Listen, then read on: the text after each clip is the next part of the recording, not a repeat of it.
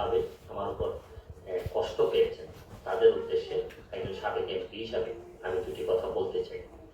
আমি আপনাদের এই সংস্কার, কোটা সংস্কার যে আন্দোলন, এই আন্দোলনে বা বৈষম্য বিরোধী ছাত্র আন্দোলন, এই আন্দোলনে কোটা সংস্কারের জন্য আমি সবসময় আপনাদের সাথে ছিলাম এবং এটাতে যারা আহত নিহত হয়েছেন তাদের পক্ষেও, এই বিচারের পক্ষেও আমি ছিলাম।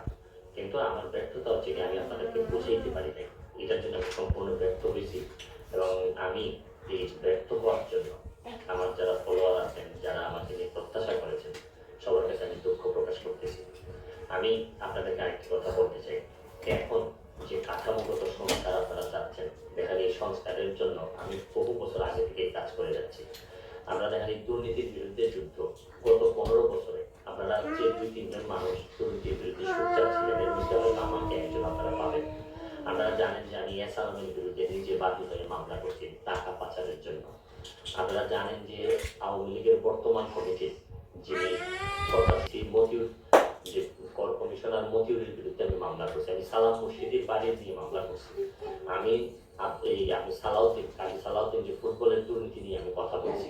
ওসি মুয়াজ্জেমের বিরুদ্ধে আমি নিজে মামলা করছি, করে তার 8 বছরের সাজা হয়েছে ডিজিটাল নিরাপত্তা আইনে।